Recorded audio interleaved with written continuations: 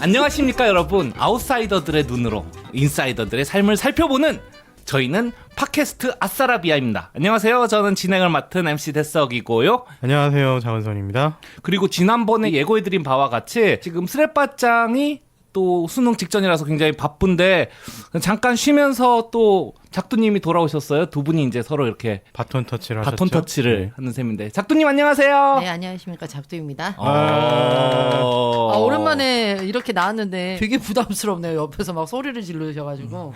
혹시 쓰레빠짱님 안 나오셔서 신나신 건가요? 뭐 그럴 수도 있죠. 너무 티낸다, 그죠? 그 얼마 만이죠 이게? 그래도 한 2달? 두 달? 네네, 2달 정도? 네. 이야, 어떠셨어요? 저희 그립지 않으셨습니까?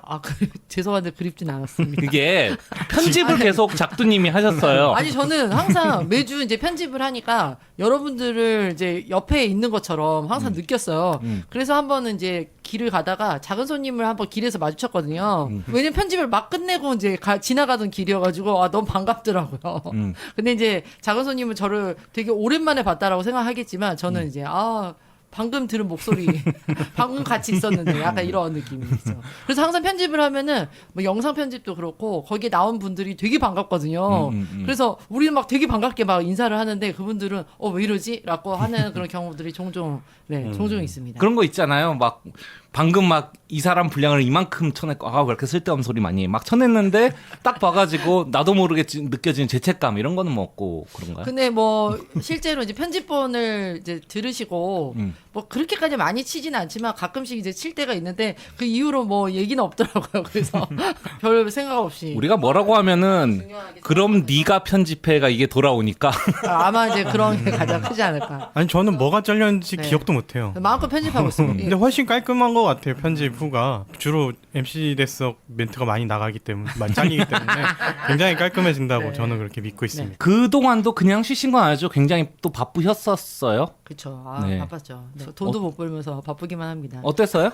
네? 뭐 했어요? 아니 지금 이제 뭐 글 쓰는 거 있어가지고 그거를 이제 계속 하면서 또 수업을 들으면서 이게 끝이 안 나네요. 네. 그래서 제 자신과 싸우고 있습니다.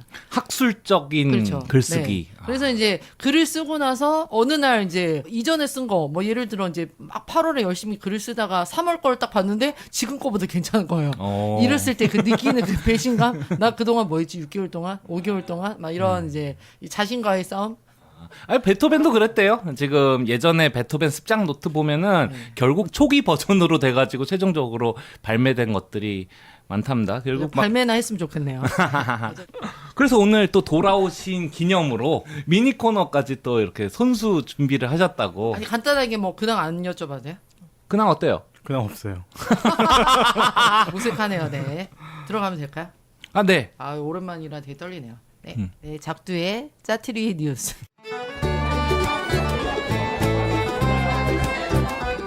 오늘 제가 이제 준비한 뉴스는 짜투리이기도 하고 아니면 요즘에 핫한 좀 뉴스이기도 한 것 같아요. 그래서 제가 여러분들 한번 들어보시고 이게 어떤 거에 대한 이야기일지 한번 맞춰보시면 좋을 것 같습니다. 굉장히 에피소드가 많아갖고 고르는데 좀 오래 걸렸는데요. 자, 우선 타이의 육군 총장, 버마 독재자 레윈, 인도네시아 독재자이기도 하죠. 수하르토, 박정희, 전두환, 뭐 히틀러, 뭐 공통점이 있을 것 같은데. 뭔가 전두환 얘기 나왔으니까 독재자들? 독재자이기도 하죠. 그건 아까 말씀을 그쵸? 해주셨고 그러면은 쿠데타. 쿠데타. 쿠데타도 있네, 진짜. 쿠데타도 있어. 그러네요. 그러면은 그러니까 독재를 하려면 쿠데타를 해야 되니까. 원래 군사적인 인물인데 정치를 하게 된 사람들? 어머, 그러기도 하네. 그래요? 뭔가 이게 독재자들의 공통점이 있군요. 그렇죠. 독재자들이 다 군사력을 힘입어서 이제 그렇죠. 독재를 하기 때문에. 근데 저는 그거 같은데요. 자국민 학살? 아이고 그렇게까지 그건 제가 아닌가요? 오늘 무거운 주제를 가져오진 않았고요. 요즘에 조금 핫하거나 아니면은 굉장히 지금 논란이 됐던 거긴 하죠. 그 한 정치인이 이제 손바닥에 왕자. 뭔가를 했죠. 네. 그래서 왕자를. 지금 이분들이 다 그런 약간 무속적인. 손바닥에 왕을 한 건 아니지만 이제 주술 정치를 어. 했던 이제 정치인으로서 제가 한번 이야기를 한번 가져와 봤습니다. 그래서 뭐 아주 유명한 것도 있고 사실은 뭐 여기에 언급하지 않은 정치인들도 굉장히 많은 뭐 주술 정치에 기댄 이 정치 행태를 많이 했죠, 사실. 네. 박근혜도 있어. 그렇죠. 박근혜도 있었죠. 박근혜까지도 이제 얘기를 하려고 그랬는데 네, 박근혜가 참 없어서 이게 독재자 쪽으로 빠졌네요. 너무 쉬워질까봐 네. 너무 쉬워질까봐 그렇죠. 박근혜 이제 최순실로 이렇게 대변되는 이 주술 정치가 사실 이제는 사라질 것이다 당연히라고 생각을 했는데 이런 이제 다시 지금의 어떤 부활하고 있죠. 그죠 부활하고 있죠. 그래서 저도 참 그 뉴스를 보면서 너무 참 어이가 없어가지고 이제 이야기를 이제 한번 해보고 싶어서 간단하게 해보고 싶어서 이제 들고 왔습니다. 어떤 기사에서 이런 이제 독재자들이 실제 어떻게 주술 정치를 했는지 살짝의 예시가 나와가지고 이거를 좀 알려드릴게요. 자, 아까 전에 말씀드렸던 타이 육군 총장 같은 경우도 이제 쿠데타로 정부를 뒤엎으면서 19세기 국왕 동상에 생리혈을 이제 바르는 이런 일을 한 거예요. 오. 네. 그럼 뭐 한 명이 아니었겠. 한 명은 아니었겠지만 그 이제 그 주도자는 이제 이 쿠데타를 일으킨 네네네. 네, 육군 총장이겠죠. 자, 그리고 버마의 독재자 네윈. 이 사람이 이제 1987년도 주술사가 가리킨 숫자 9에 이제 빠져가지고 45잣이라고 그런데요. 4 더하기 5는 9 해가지고 90잣 뭐 집회를 발행하는 기상천외한 짓을 했다. 그리고 요거는 이제 싱가포르에 이제 리까뉴도 있긴 한데 리까뉴 같은 경우는 1980년대에 지하철 건설 사고가 나자 이제 불행을 막기 위해서 주술사의 뜻을 받들어 1달러짜리 동전에 8궤가 저는 잘 뭔지는 잘 모르겠는데 8궤. 예, 8궤라고 뭔가 복을 약간 부르는 건가? 도교 쪽 예, 그런 사상에 그렇군요. 8개 네. 사상이 좀 있습니다. 아, 8궤 사상이라고 하네요. 예. 8궤를 새겨가지고 이제 발행을 하기도 했다고 합니다. 우리나라 전두환 같은 경우도 이제 1987년도 대통령 선거일을 무속인과 이제 상의를 했다. 그리고 뭐 히틀러도 이제 주술과 밀교를 이제 바탕으로 삼은 이 신비주의 그룹들과 굉장히 이제 관계들을 계속 유지했다. 오컬트적인 그죠? 것들을 그죠? 수집했다라는 맞아요, 얘기도 맞아요. 있었고요. 올커트 집단에 빠져 있는 그 정치인이라고 해야 돼? 뭐 그런 인물과 계속 이제 연결점을 가지고 있었죠. 뭐 인디아나 존스 시리즈도 나치들하고 막 싸우고 그러거든요. 그쵸, 그쵸. 네, 그죠. 그때 당시 그렇게 했던 네네. 것을 네. 받아가지고 그래서 이제 좀 궁금했죠. 왜 이제 뭐 이런 여러 가지 이제 주술 정치들이 왜 이렇게 횡행을 하고 다시 또 돌아왔을까라는 이제 좀 궁금해가지고 좀 그 얘기를 좀 하고 싶었어요. 어떻게 생각하세요? 저는 주술정치가 다시 돌아왔다고 생각은 하지 않지만 네. 이게 이제 더킹이라는 영화 보셨어요?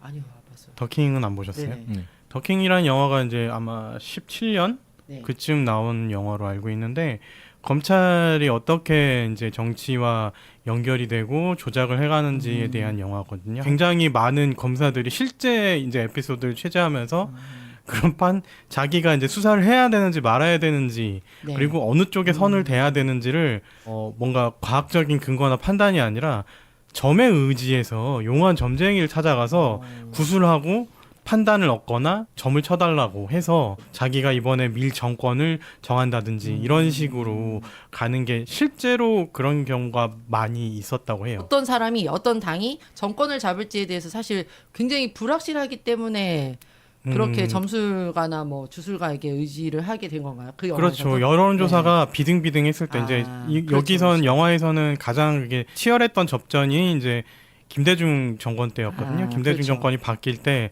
네. 어디를 이제 바꿔야 되는지 고민을 엄청 하다가 점을 봤는데 대중이다. 김대중이다. 이렇게 나와서 김대중 쪽에 이제 자료를 몰아주고 그 상대방을 공격하게 해서 이제 대선 당선을 도와서 승승장구했다. 아, 그렇군요. 네, 그 뒤에 또 노무현 왔을 때는 노무현 대통령 때는 이제 노무현 대통령을 어떻게든 음해하기 위해서 뭐 이렇게 다시 굿도 하고 구슬치고 뭐 이렇게 저주를 내리는 식으로 네네. 막 그런 식으로 또 하고 그쪽 상대 쪽에다가 이제 반대되는 정보도 많이 주고 했는데 져버려가지고 완전 몰락하고. 근데 그게 실제로 많이 있었던 내용이라고 네네. 하더라고요. 네. 아 실제로 뭐 아까 김대중 대통령 선거 그 얘기도 하셨는데 김대중도 선거를 앞두고 이제 주술인에게 좀 의존을 했다라는 또 이제 이야기가 또 있습니다. 이제 그만큼 뭔가 시국이 불안하고 특히 이제 독재자 같은 경우도 이제 정권을 잡았는데 그거에 대한 이제 정당성을 항상 의심받을 거 아니에요. 그러니까 이제 거기에서 이제 주술에 기댈 수밖에 없는 이런 일들이 이제 계속 벌어지는 것 같아요. MC 대성님은 어떠셨어요? 아니 뭐 저는 인간의 이제 깊은 마음 속의 본성을 뚫는 통찰력 같은 거가 이제 셰익스피어가 네. 아주 뛰어난데 맥베스에 보면 나옵니다. 자기가 이제 막 죽여놓고 거기에 대한 불안감이 있으니까 마녀들한테 자꾸 자기의 운명을 묻고 해가지고 여자의 배에서 나온 아이는 너를 죽이지 못할 것이다. 그 말을 듣고 더 미쳐가지고 날뛰다가 나중에 보면은 나는 그 어머니가 죽은 후에 나온 아이다 해가지고 그럼 내가 죽겠네 해서 죽잖아요 맥베스가. 그래서 보면은 자기가 불안하니까 말도 안 되는 짓을 저지르니까 혹은 이게 어떻게 될지 모르는 상태에서 어떤 권력에 대한 탐욕이나 이런 게 있으니까 자꾸 의존하는 게 아닌가. 맞아요. 그러니까 저 같은 입장에서는 저는 네. 종교가 없잖아요. 네네. 사실 종교를 믿든 혹은 무속을 믿든 저한테는 사실 똑같아요. 그거는 같은 건데 어딘가에 의지를 하고 싶겠죠. 그리고 그게 본인은 옳다고 생각할 거고 만약 그런 절대자가 있다면 진짜 옳은 걸 수도 있을 테고 그것까지 뭐라고 하고 싶지 않은데 그 내 눈엔 안 비쳤으면 좋겠다. 그냥 혼자만 해라. 아 TV에 혼자 그렇게 집에 가서 해라.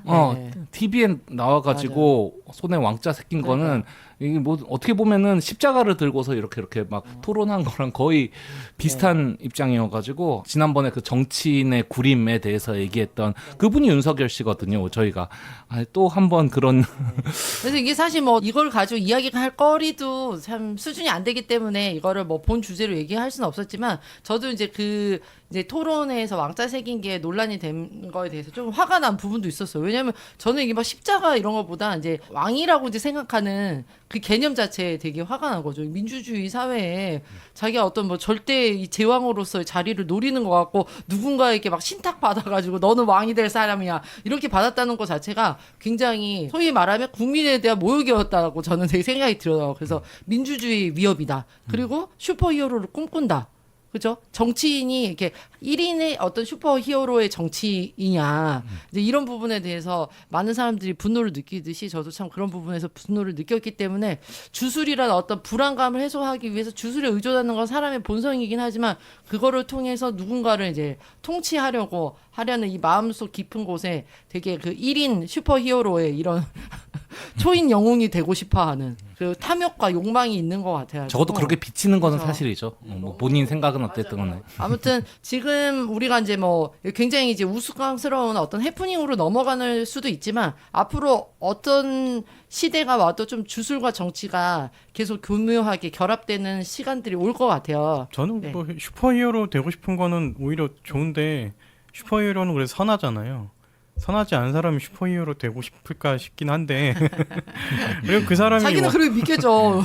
그리고 선한 슈퍼히어로다. 우리가 예전에 이제 과학과 그 주술, 과학과 미신에 대한 이야기를 했는데 이게 참 어떤 의미에서 또 정치와 주술도 뗄래야 뗄 수 없는 어떤 관계인 것 같아요. 근데 하지만 인간이 하는 거니까. 그죠. 하지만 우리가 모두가 다 지켜보고 있고 우리는 그래도 이 합리적인 어떤 사회에서 살고 있다라고 자부를 하잖아요. 그래서 그런 의미에서 좀 이런 관계들을 좀 유심히 잘 지켜봐야 되지 않을까라는 생각에 가져와 봤습니다. 감사합니다. 저희 팟캐스트도 우주의 기운이 좀 함께 했으면 좋겠습니다. 네, 지금까지 작두의 짜투리 뉴스였습니다.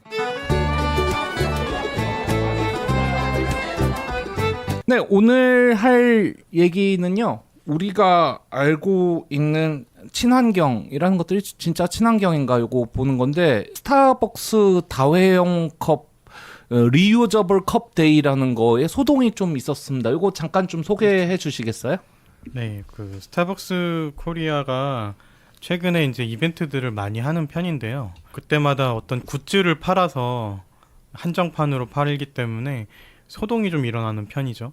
그래서 뭐 줄을 몇 시간을 쓴다든지 그걸 다 재팔렘으로 해가지고 뭐 차익을 얻는다든지 하는 그런 소동들이 많이 있는데 이것도 비슷한 의미의 이벤트를 열었던 거죠. 거기에 약간 이제 친환경 색채를 덧입혀서 리유저블 컵을 특별히 판매를 할 테니까 한정판으로 그거를 사가라. 이게 원래 화제가 됐던 거는 이 리유저블 컵이 뭐 친환경이냐 아니냐 이런 논란보다는 스타벅스 코리아의 그 살인적인 업무 뭐 강도라든지 비합리적인 처우, 그 스텝에 대한 처우가 원래는 되게 논란이 됐었어요. 굉장히 이제 많은 음료를 해야 되는데 사람은 많지 않고 뼈 빠지게 일해봐야 월급이 뭐 140만 원이다. 뭐 이런 식의 폭로까지 나와서 그걸로 촉발된 논란이 이제 이게 진짜 리유저 컵이 친환경이냐 아니냐까지 옮겨간 그런 상황이라고 보시면 될 것 같습니다. 팩트 위주로 일단 사건을 정리를 해드리자면은 뭐 세계 커피의 날 그리고 뭐 리유저블 컵 데이라고 해가지고 원래는 그냥 주는 거는 아닌 스타벅스에서 다회용 컵 여러 번 쓸 수 있는 컵을 그 날만큼은 음료를 사는 사람들한테 다 증정을 하도록 했습니다. 그러니까 사람들이 막 몰렸어요. 그죠? 네. 9월 28일에 있었던 일이죠. 9월 네네. 28일. 컵에 담아준 게 아닌가요? 네네 컵에다 그죠. 담아준 그죠. 거죠. 그걸 네. 같이 음료랑 같이 이제 네. 구매 음료랑 같이 네, 하고 준 거죠. 한 거로 알고 있어요. 네네. 그래가지고 앱으로 미리 이렇게 주문할 수 있는 시스템 같은 경우에는 앱에 동접이 8,000명이 막 몰리면서 지연이 되고 3시에 막 매진이 됐다고 공지가 뜨고 하면서 대단하네. 사람들이 막 몰려들어서 막 네네. 사고 그러고 나서 이제 곧바로 그게 2배 이상의 값을 붙여가지고 되파는 사람들도 와우. 물론 나타났고 재테크. 네. 그런 면이 있는데 요게 이제 원래 의미대로 갔느냐에 대해서 이제 조금 많이들 비판이 들어오긴 한 거죠. 요거 좀 앞을 보자면은 리유저블 컵이라는 게 원래부터 뭐 있긴 있었던 거고 6월에 제주도의 스타벅스 같은 경우에는 시험적으로 리유저블 컵을 뭐 1,000원 주고 사용한 다음에 다시 돌려 넣을 수 있고 그걸 다시 세척해가지고 이쪽에서 다시 공급하는 식으로 그런 식으로도 운영을 한번 했었고요. 스타벅스는 2025년도까지 일회용 컵을 아예 사용을 중단한다라는 목표를 지니고 있습니다. 그리고 이제 본인들의 어떤 입장을 보자면은 빨대 자체가 우리나라에서 스타벅스가 제일 처음 종이 빨대 도입해가지고 맞아요. 전부 네. 바뀌었죠. 네. 그래서 자기들은 이제 환경에 대한 노력을 계속하고 있다. 이런 정도로 입장을 보고 있고요. 이제 문제가 되는 거는 이게 그린워싱이라는 말이 있죠. 네. 네네. 이게 뭡니까? 기업들이 이제 취하는 전략이라고 해야 될지 아니면 그걸 비꼬는 말이라고 해야 될지 아마 비꼬는 말이 되겠죠. 이건 비꼬는 말이에요. 비꼰다기보다 뭐 비판하는 거 비판의 그죠, 그죠? 말이죠. 네. 그 기업들이 실제로 환경에 도움이 되는 그런 정책이 아니고 네. 그럴듯하게 환경이 도움이 될 듯하게 자신들을 포장을 해서 더 많은 매출을 일으키기 위한 그런 약간 상수를 그렇죠. 이용했을 때 비판하는 말로 쓰이는 단어라고 보면 되죠. 네네. 꼭 그것 때문에 스타벅스 가는 건 아니겠지만 나는 좀 깨어있는 사람이니까 스타벅스에 가서 종이 빨대를 쓰고 환경 운동에도 좀 동참한다 이런 이미지 같은 것들도 소비자한테 줄 수 있게끔 계속해서 그런 식의 노력을 하는 게 아닌가 뭐 이런 식의 비판이 될 수가 있겠습니다. 그린워싱이라는 거는 기업들이 실제로 그러한 환경 운동에 적극적으로 동참을 한다기보다는 그렇죠. 그 이미지로서 자신의 상품을 팔고 자신의 이미지를 조금 녹색화한다 뭐 이런 식으로 볼 수 있겠는데 그렇죠. 트렌드를 따라가기 위한 그렇죠. 전략인 거죠. 마케팅 전략. 전략이라고 하긴 좀 그렇다 그죠. 네네. 일단 뭐 스타벅스 쪽 입장만 들어봐서는 이게 스타벅스를 비판할 일인가 하는 생각이 들긴 해요. 기본적으로 봤을 때 스타벅스는 이제 여러 번 쓸 수 있는 컵을 추가적인 비용 없이 똑같은 가격으로 음료수를 사면 준 것이고 다만 소비자들이 이것을 만약 새로 나온 머천다이즈 어떤 한정판 상품인 양 혹은 원래는 돈 내고 사는 걸 공짜로 기회인 양 음료수와는 상관없이 컵을 막 모으는데 심혈이 됐고 그래서 벌어진 현상이 아닌가 뭐 이렇게 보는 시점도 있기는 할 것 같은데요. 저도 동감합니다. 리유저블 컵을 쓴다는 것 자체의 비판은 아니죠. 근데 이제 그 기왕에 리유저블 컵을 밀고 싶었으면 이제 25년까지 뭐 전체적으로 바꾼다고 하긴 했으니까 일부 매장이라든지 일부 지역이라든지 아예 이거를 이제 뭐 저번에는 뭐 제주도에서 한번 하셨다고 하셨잖아요. 네네. 그런 것처럼 아예 전략적으로 이제 어떤 한 지점이라든지 지역을 확정을 지어서 계속 그런 식으로 좀 사용하는 그런 걸 권장을 하거나 아니면 그렇게 사용하게 강제를 하는 정책이 뒷받침이 되었으면 더 좋았겠죠. 근데 한 번 팔고 마는 식으로 사실 어떻게 보면 이 화제 한번 끌어보고 나한테 어그로 좀 쏠리게 한 다음에 매출을 확 늘리고 그런 느낌이 좀 없지 않아 있어서 스타벅스에는 그런 비판을 할 수 있다. 당연히 사람들이 몰릴 거고 이게 여러 번을 써야 사실 의미가 있는 거잖아요. 네, 안 그러면은 한 번 쓰고 마는 어떤 플라스틱 컵보다도 사놓고 안 쓰게 되면은 오히려 재활용의 의미에서는 좀 더 퇴색되는 그런 건데 그렇게 될 현상인 것을 스타벅스가 몰랐겠느냐 뭐 이런 식의 비판이 되겠네요.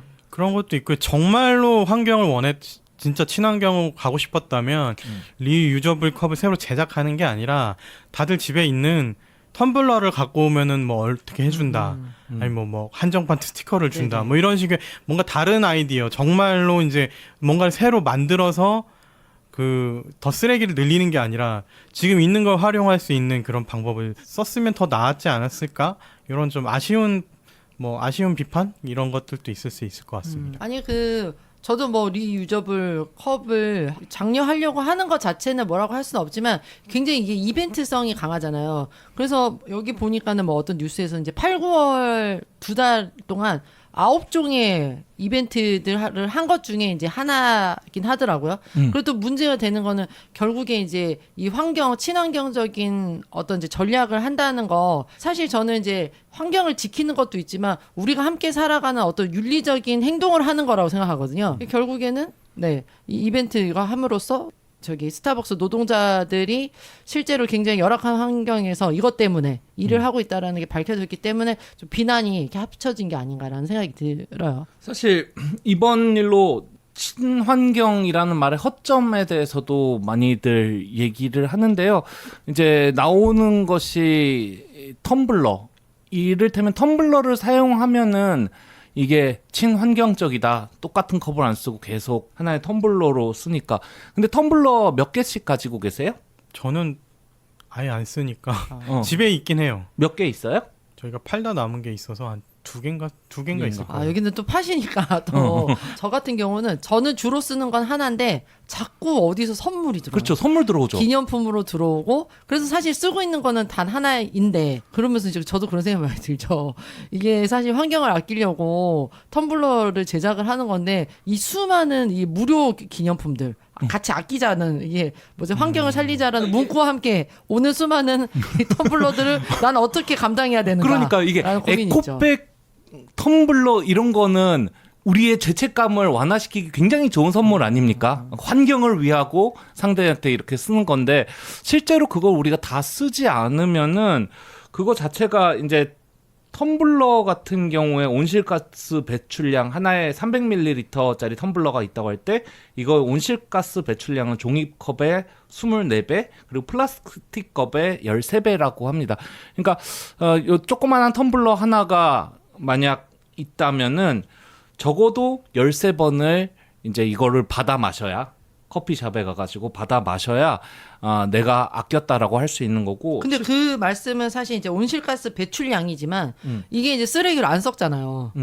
이게 엄청나고요. 그런 면에서 봤을 때 진짜 이게 내가 차라리 선택해서 사는 텀블러면은 난 괜찮겠는데 이렇게 막 어디 가면은 막 기념품이라고 막 계속 준단 말이에요. 그렇죠. 그럴 때 조금 이 수많은 걸 어떻게 내가 버릴 수도 없고 옆에 선물하려고 그러면 그 사람도 있대. 이런 상황이 이제 벌어지게 되는 거죠. 친환경 수세미니 막 우리가 굉장히 패셔너블한 아이템으로 핫한 아이템으로 주는 것들이 다 쓰면은 괜찮은데 그거 묵혀두고 있거나 막 그러면은 사실상 필요한 만큼 쓰는 것보다는 과소비가 돼가지고 그렇죠. 탄소 배출량이라든지 그러니까 이런 식으로 그 매일 커피 한 잔을 1년을 텀블러로 마시면 21배로 절약이 된다고는 합니다. 그 플라스틱이라든가 그런 쓰레기가.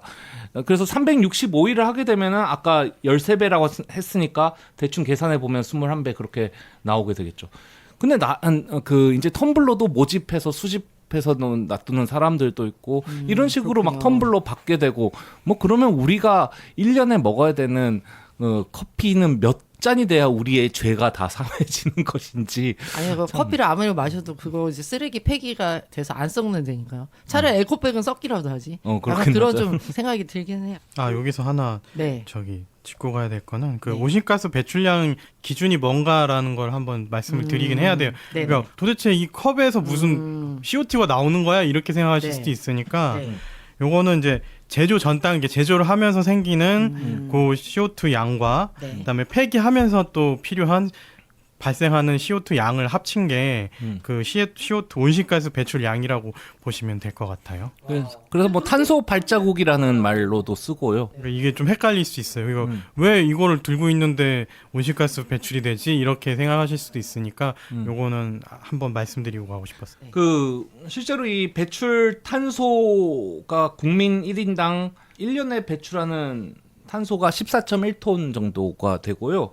요거를 이제 감당하기 위해서 소나무 487그루가 필요하다고 합니다. 여기에는 많은 또 우리가 알지 못하는 지점들이 숨어 있어요. 그러니까 우리는 보통 재활용을 하면서 내가 할 일은 다 했다. 좀 요런 것들이 있잖아요. TV에서 막 전에 우리 시스퍼러시 때도 얘기를 했지만 빨대 같은 거에서 막 목 졸려 죽고 막 그런 어떤 해양 생물들 같은 게 있으면은 뭐 빨대 같은 거 이렇게 배출해 내고 막 이렇게 그런 것들을 이제 우리가 제대로 재활용 배출해 내면서 내 할 일을 했구나라는 어떤 마음의 안정을 갖는 게 효과가 분명히 있다고 생각을 하거든요.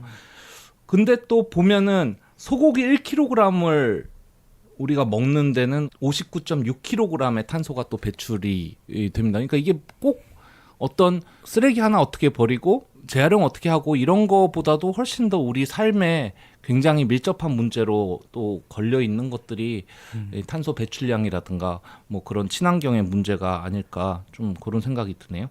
실제로 탄소를 가장 많이 배출하는 거는 화석 연료를 사용하는 발전소고요.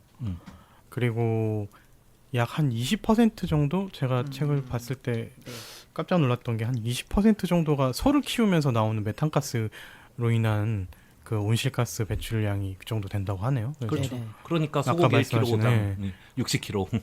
그러니까 뭐 우리가 이거를 친환경 제품을 사용하고 안 하고가 사실은 큰 의미가 없을 수도 있어요. 어떻게 보면 그 비중은 오히려 작을 수도 있는데 그래도 인식을 전환하는 데는 뭔가 좋은 계기가 될 수도 있다 이런 생각입니다. 요즘 또 종이 침대 도쿄 올림픽 때는 뭐 왈가왈부 말들이 많았었는데 또 젊은 층을 필두로 해서 많이 인기를 얻고 있다고요. 예, 골판지 침대가 도쿄 때는 좀 조롱거리로 등장을 했었죠. 한국에서도 골판지로 이제 침대를 제조하는 기업이 있는데 뭐 요즘 이제 인터뷰한 걸 보니까 뭐 매출이 많이 늘어났고 어쨌든 그 일본에서 조롱이 됐긴 했지만 홍보가 많이 돼서 사람들이 이제 많이 사용한다고 하네요. 그래서 우리나라에서 만드는 제품은 뭐 한 300kg 정도 올라가도 크게 이상이 없을 정도로 튼튼하게 잘 만든다고 합니다.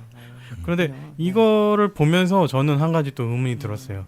그러니까 매트리스를 버리는 게 네. 쓰레기를 뭐 너무 많이 배출해서 이제 환경 오염이 돼서 종이 침대를 사용하는 게 더 친환경이다라는 식의 이제 홍보를 업체에서는 하고 있는데 매트리스는 어차피 똑같지 않나요?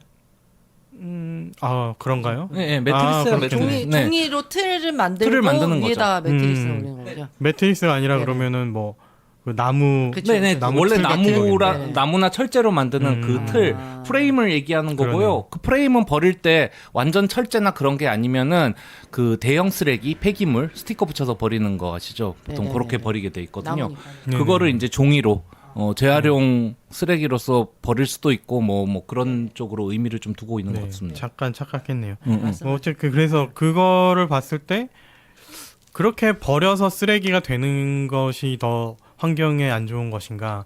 아니면 이 종이 침대를 솔직히 수명은 더 짧거든요. 네. 짧을 수밖에 없죠. 이사할 때마다 바꿀 것이고 뭐 1, 2년마다 또 한번 바꾼다 이런 식의 좀 가벼운 마음으로 쓰는 제품이라서 그러면은 이렇게 자주 바꾸고 철마다 바꾸고 이러면 이게 과연 이걸 만들기 위해서 사용되는 그 나무들이 베어져 나가는데 목재로 그럼 그거에 대한 환경 파괴는 또 없을까?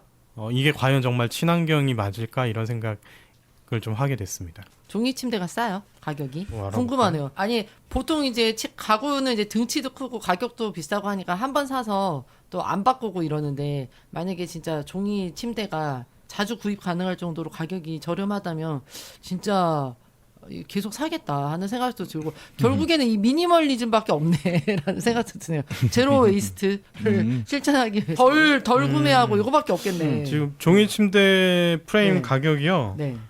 슈퍼 싱글 같은 경우는 7만 원 정도 하고요.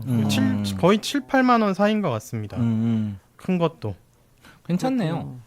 가격 자체는 네. 근데 뭐 싼 침대 프레임도 그 그쵸, 정도는 하니까 그렇게 맞아요. 하는데 맞아요. 이제 뭐 비슷한 가격이라면은 네. 좀 더 환경을 위할 수 있다. 뭐 그런 플라스틱으로 쪽으로. 만들어진 싸구려 침대 프레임보다는 금방 썩고 그런 면에서는 환경적으로는 더 나을 수도 있겠지만 그거를 만들기 위해서 또 나무를 베야 되니까 저는 그게 과연 뭐 어떤 식으로 이게 정말 완벽하게 그 플라스틱이나 다른 거에 비해서 할수 완벽한 있는가. 친환경인가 이런 네. 생각. 아, 그거는 제가 봤는데 실제 몇 군데 업체들, 전 독일 업체 쪽으로 해서 봤는데 70%가 이미 재활용이더라고요. 그 거기 쓰는 종이가. 재활용 종이를 활용해서 재활용 종이를 활용해가지고 침대를 만들고 좀 재미있는 아이디어들이 많아요. 밑에 커튼처럼 이렇게 돼가지고 밑에를 받치는 구조로 뭐 돼 있거나 하는 게 뭐 그런 것들도 있더라고요. 나무를 새로 베지는 않는다는 거죠. 나무를 새로 베지는 않는다는, 적어도 많이 베지는 않는다는 그런 개념으로서 보면은 될 텐데 우리가 뭐 어차피 프레임을 짜는 거니까 뭐 색깔이라든가 그게 아주 막 새 종이처럼 할 필요는 없고 경고성만 있으면 된다는 차원에서 그렇게 된다는 것 같은데 역시 뭐 저는 쓰는 거는 다 좋고요. 다만 그 자체도 조금 유행처럼 번지고 있다는 점은 여전히 조금 고민이 되는 부분이에요. 그것이 정말 어느 정도로 환경에 도움이 되느냐가 아니라 나는 환경을 위한다라는 내 자신을 광고하기 위해서 좀 사는 듯한, 제가 너무 나갔나요? 뭐 좀 저는 그런 마인드도 괜찮다고 봐요. 차라리 그런 게 결과적으로 거기서부터 시작하는 거니까 괜찮으면, 그걸 자꾸 신경 쓰게 되면은 좀 더 자기 스스로의 행동에 제약이 되고 뭐 좀 더 조심하지 않을까요? 내가 이미 이렇게 포장을 했는데 맞아요. 막 함부로 쓰기는 좀 그러니까 오히려 그러면 약간 자랑하고 싶은 마음이 선순환 선기능이 되어서 그렇게 되지 않을까라는 기대는 있네요. 그러니까 저도 그 방금 이제 말씀하신 예시를 들으면서 든 생각이 우리가 이제 흔히 아까 전에 그 종이 침대를 예시로 들었을 때 그렇게 나무 새로 베는 거 아니야? 그래서 사실 기업이 어떻게 그 종이 침대를 만드는지의 과정에 대해서 우리가 정보가 없다면 이게 정말 친환경인지 아닌지 알 수 있는 길이 없잖아요. 네. 그러니까 그런 의미에서 좀 그런 과정들이 이렇게 좀 많이 공개될 필요는 있겠다. 정말 이렇게 친환경을 이렇게 전면에 내세우는 기업이라면. 그래서 실제로 이제 그린워싱 이제 뭐 사례들 중에 뭐 그런 것들이 되게 많더라고요. 말은 그린워싱이라고 하는데 뒤에서 실제 이제 생산 과정에서는 전혀 이제 환경을 상관하지 않고 진짜 트렌드를 위해서 계속 만드는 거죠. 뭐 예를 들면 아까 말씀하신 대로 종이 침대인데 우리는 이제 나무배. 근데 겉으로는 이제 종이 침대를 해. 이런 식으로. 근데 이제 뭐 예를 들면 실제 이제 인증 마크가 어떻게 되는지 모르겠지만 인증 마크는 바다.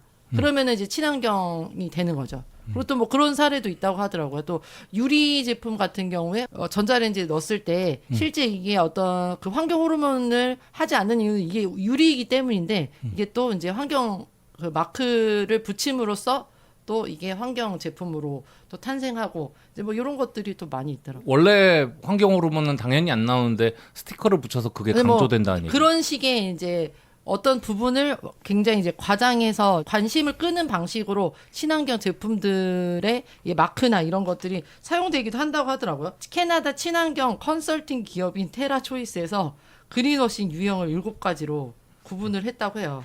캐나다가 굉장히 이제 친환경적으로 이런 어떤 정책들을 앞서가는 많이 좀, 네. 하나 봐요. 물론 예전에 이제 MC 대통령님이 예전에 아주 예전에 그 잠깐 어학연수로 갔을 때는 재활용했던 그 사례 얘기가 생각납니다만 그 액티비스트가 와서 운동가가 와서 열심히 이제 재활용하자라는 걸 했는데 이미 한국에서는 하고 있었는데 뭐 이런 얘기를 했던 기억이 나긴 하는데 어쨌든 여기서 이제 그린워싱의 7가지 뭐 죄악이라는 말이 맞는지 모르겠지만 그린워싱의 7가지 유형에 대해서 얘기를 했는데 첫 번째가 상충 효과 감추기. 그래서 친환경적인 일부 속성에만 맞춰가지고 전체적인 이제 환경 여파라는 거를 이제 감추고 일부 속성에만 우리는 친환경적이야라는 걸 하는 경우도 있고, 두 번째 뭐 증거 불충분, 증거가 불충분한 환경 주장 뭐 이런 얘기가 나오네요. 그리고 세 번째 애매모호한 주장, 문구가 정확하지 않아서 정확한 의미 파악이 어려운 광범위한 용어를 사용한다. 그리고 네 번째 관련성 없는 주장, 관련성이 이제 실제 없는데 이제 환경과 이거를 이제 왜곡해서 주장하는 거, 거짓말은 이제 인증 마크를 이제 도용을 한다.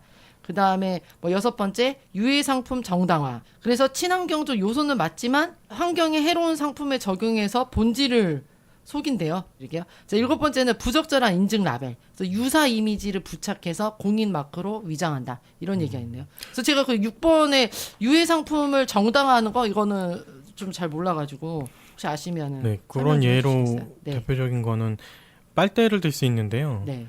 요즘은 종이 빨대가 이제 친환경적이라고 하는데 그 종이 빨대 전에 나왔던 것들이 그런 게 있어요. 그 밀집으로 만든 밀집이라든지 이런 식물성 원료로 만든 빨대가 있어요. 네. 근데 식물성 원료로 만들긴 해요. 네. 그러니까 그 원료 자체는 친환경적이죠. 근데 그거를 이제 굳혀가지고 경화시켜서 플라스틱처럼 만드는 거예요. 그 만들기 위해서 이제, 그걸 약간 플라스틱화 시키는 거예요. 그러니까 그거는 안 썩는 거죠, 사실 플라스틱처럼. 그래서 재료가 친환경인데 그 실제 나오는 결과는 친환경이 아닌 경우가 가끔 있었습니다. 그래서 그거는 판매하는 공장에선 친환경이라고 소개를 하는데 네네. 저도 그렇게 알고 있었는데 나중에 알고 보니까 썩지 않더라.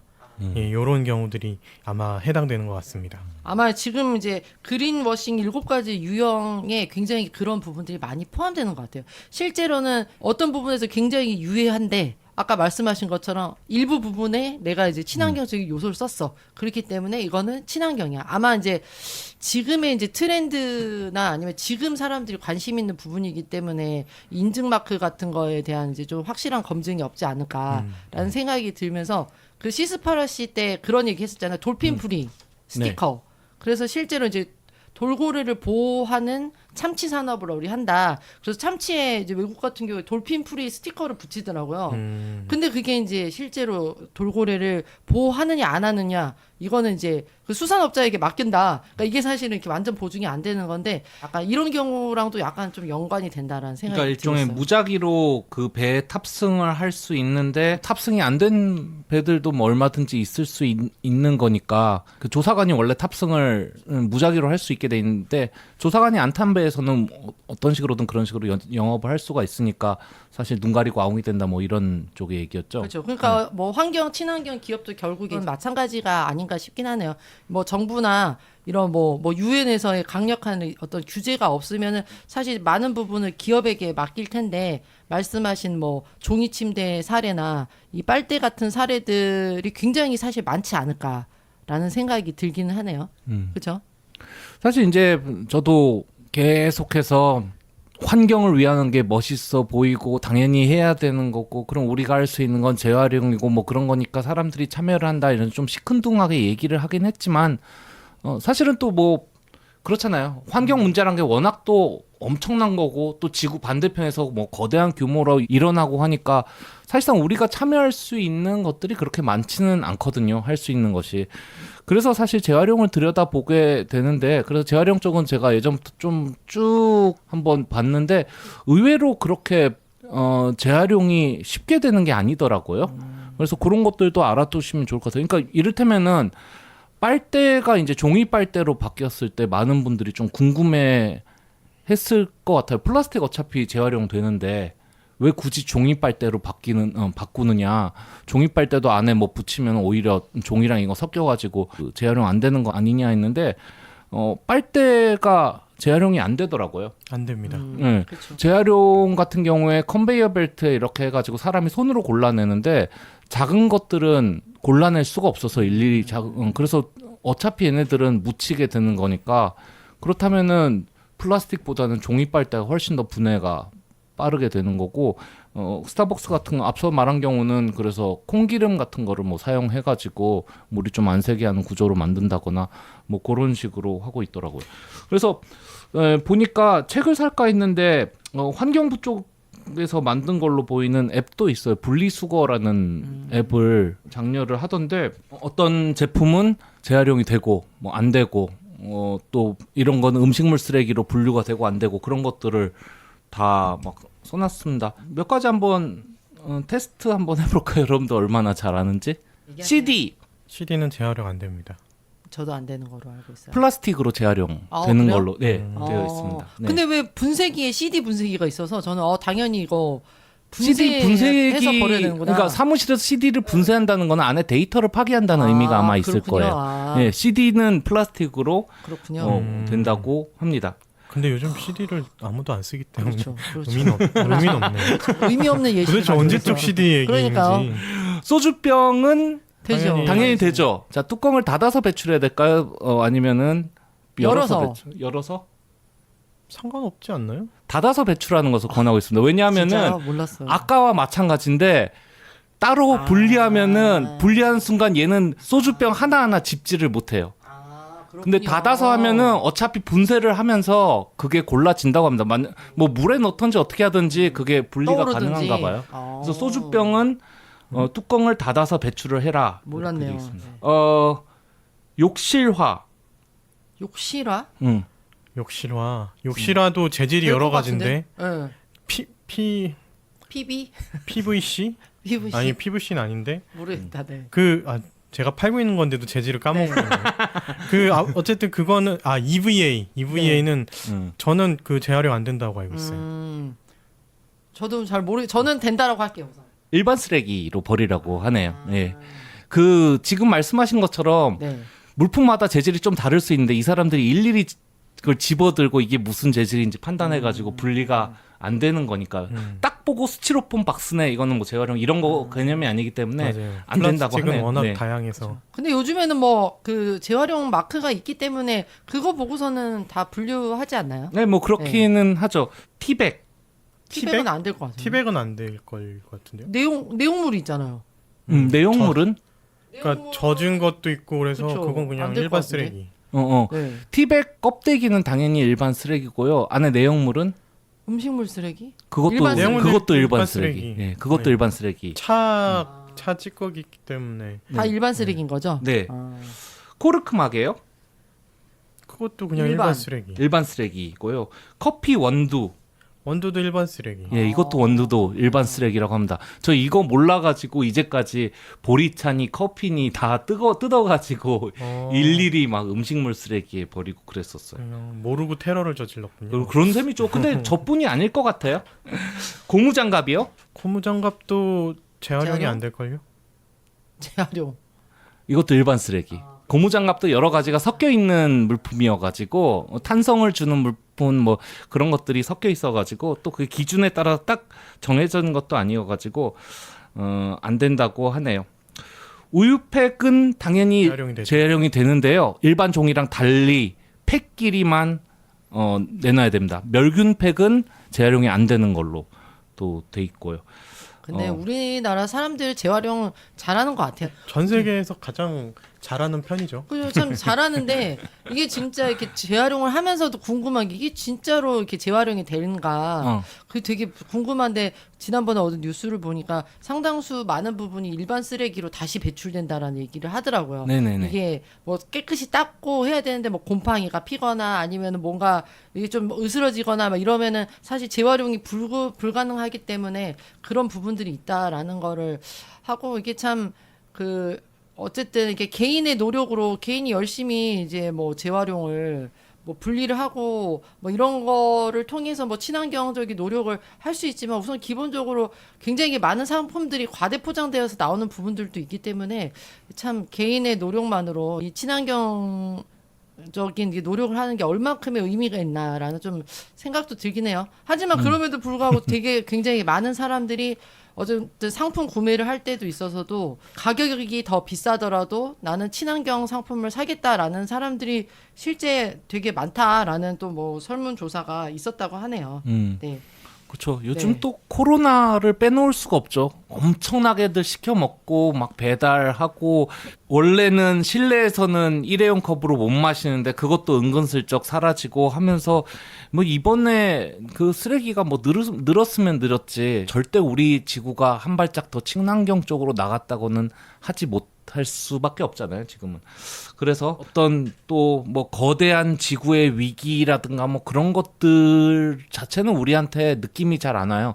근데 2018년도에 중국이 한번 21년도부터 고형 플라스틱 쓰레기 전부 다 거부한다 해가지고 소위 중국 쓰레기 대란이 난 적이 있습니다. 그만큼 우리가 쓰레기 우리나라에서 해결할 수 있는 게 아니라 그 외부로 계속 이렇게 보내야 되고 판매해야 되고 뭐 그런 시점에 있으니까요. 우리가 조금은 어떤 행동이 앞으로의 우리 자녀들의 삶에 영향을 끼칠 것인지 뭐 그런 거에 대해서도 생각을 하면서 사는 게 좋지 않을까 싶습니다. 한마디씩 더 하실 거 뭐 있으세요?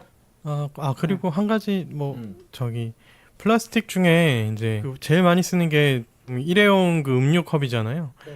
그것도 이제 종류가 여러 가지가 있는데 그 재활용할 수 있는 컵은 PP로 만든 컵이라고 하네요. PP가 가장 뭐 퀄리티가 높고 투명도가 높아서 섬유로 재활용할 수 있다고 해요. 그래서 요즘 폴라폴리스 그거를 이제 페트병으로 재활용을 해서 많이 만들거든요.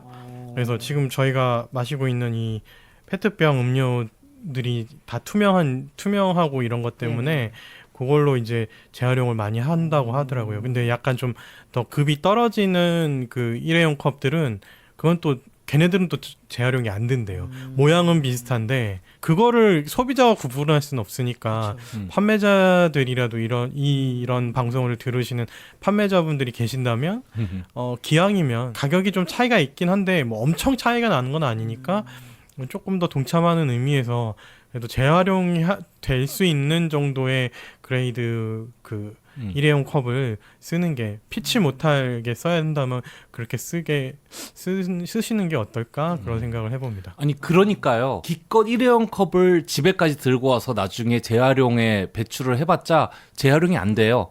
왜냐하면은 분류하시는 분들이 다 이게 커피숍마다 품질이 다르니까 이게 재활용이 되는지 안 되는지 거기서 판단하고 있을 여유가 없거든.